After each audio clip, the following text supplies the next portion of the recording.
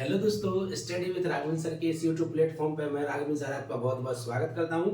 आज चर्चा करने वाले हैं अपन लोग रायसेन जिले की प्रमुख पहाड़ियों पे। किस जिले की बेटा? रायसेन जिले की प्रमुख पहाड़ियां। तो ये सभी कहाँ की हैं? रायसेन जिले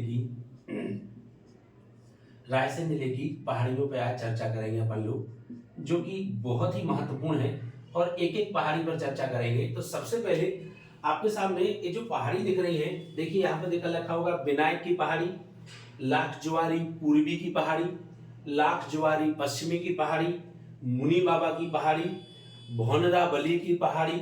ठीक है ना, इसलिए मैंने इसको एच बनाया। एच मतलब हिल्स, भौनरावली की पहाड़ी और झोंडरा हिल्स और भीमबेटका की पहाड़ी।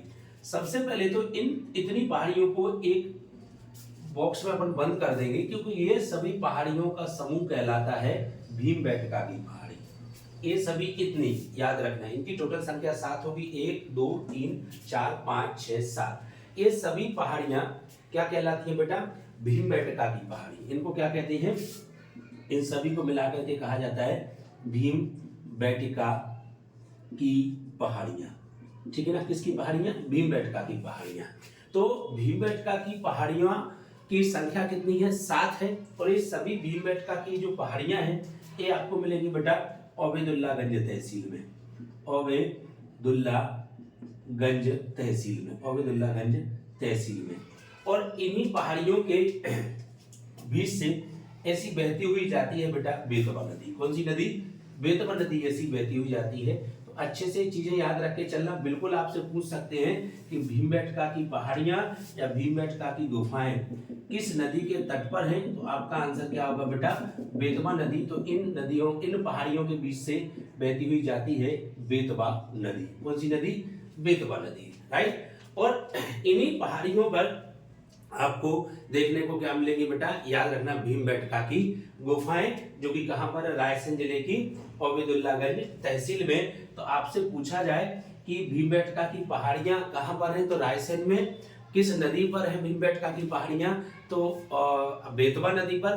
किस तहसील में है? ओबेदुल्लागंज में। भीमबेटका की गुफाएं कहां हैं? तो यही आपको एग्जैक्ट लोकेशन बतानी है। इसके बाद चर्चा करते हैं नेक्स्ट पहाड़ी, तो सांची की पहाड़ी या सांची की टेकरी। इसे टेकरी के नाम से भी जाना जाता है। ये तो आपने सुना ही होगा, सांची की टेकरी। इन सांची की पहाड़ी या इसको याद रखना काकड़वाड़ी की पहाड़ी कहते थे। काकड़वाड़ी पहाड़ी कहते थे, याद रखना।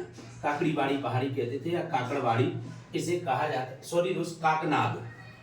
इसे काकनाद कहा जाता था। काकनाद पहाड़ी कहा जाता था पहले, बाद में इसका नाम सांची हुआ, क्योंकि सांची का पुराना नाम ही काकनाद है। और इसी पर दोस्त याद रखना आपको क्या मिलेंगे देखने को? सांची के स्तूप मिलेंगे देखने के लिए, राइट। सांची क्या मिलेंगे? स्तूप इसी पहाड़ी पर देखने को मिलेंगे। तो सांची की पहाड़ी पर ही क्या है? सांची के स्तूप है। ठीक है ना, जो कि काकनाद पहाड़ी पर स्थित है।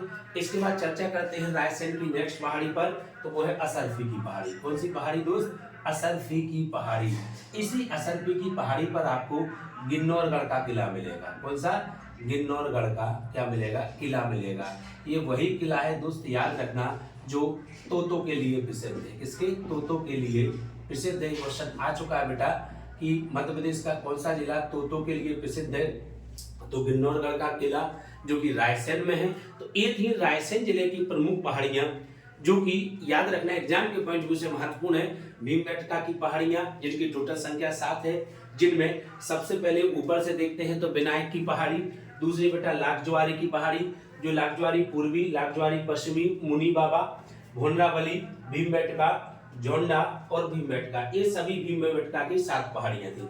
इसके बाद सांची की पहाड़ी और असरफी की पहाड़ी। असरफी की पहाड़ी पर ही बसा हुआ है गिन्नौरगढ़ का किला। तो ये है बेटा रायसेन जिले की प्रमुख पहाड़ियां।